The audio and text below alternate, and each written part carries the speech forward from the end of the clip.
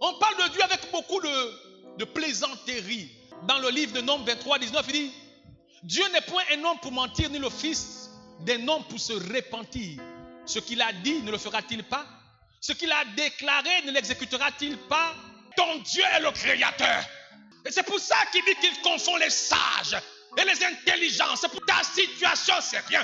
Ton problème là, c'est rien. Ce par quoi tu passes là, c'est rien. Quelle est cette histoire-là qui peut arrêter ce grand Dieu? Quel est ce problème-là qui peut arrêter ce grand Dieu? Quelle est cette situation-là que Dieu ne peut pas résoudre? Quel est ce problème-là que Dieu ne peut pas résoudre? Le Dieu éternel, le Dieu véritable, celui qui est assis dans les hauteurs, dans les lieux élevés. J'ai envie de dire que Jésus est le raccourci et le seul chemin qui conduit au Père. Toi qui joues avec l'instruction, tu ne le verras pas. Jésus a dit, Jean 14, 6, dit, je suis le chemin, la vérité et la vie. Nul ne vient au Père que par moi. Tu as pris plaisir à ce qui est faux. Et donc aujourd'hui, quand on te prêche ce qui est vrai, tu ne crois pas. Parce que le faux a pris place. Le menteur s'est installé. Tu t'es habitué à ça. Et donc quand on te prêche la vérité, tu ne crois pas. Tu ressembles à quelqu'un qui est désintéressé parce que la vérité a disparu. Laisse-moi te dire ce matin, quelle que soit la pourriture de ta vie, les retards de ta vie, les manques de ta vie, tu auras voiture, tu auras maison, tu auras mariage, tu auras travail.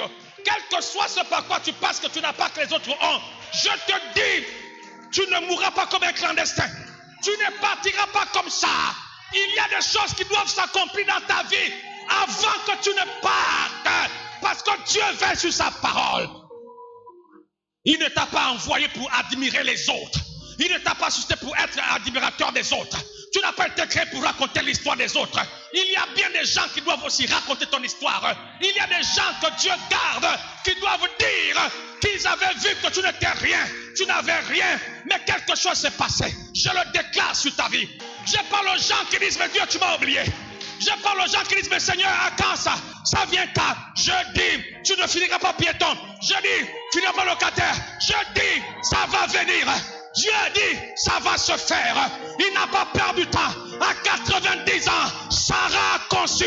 Alors que Lazare était mort, le tombeau sentait, les asticots opéraient. La voix de Dieu a parlé et les asticots ont rendu. La terre a rendu et Lazare est sorti en bon état. Quelqu'un dit, j'y arriverai.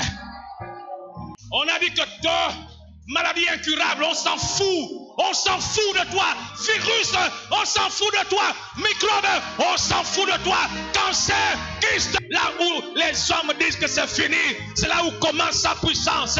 Mais accepte-le, crois de tout ton cœur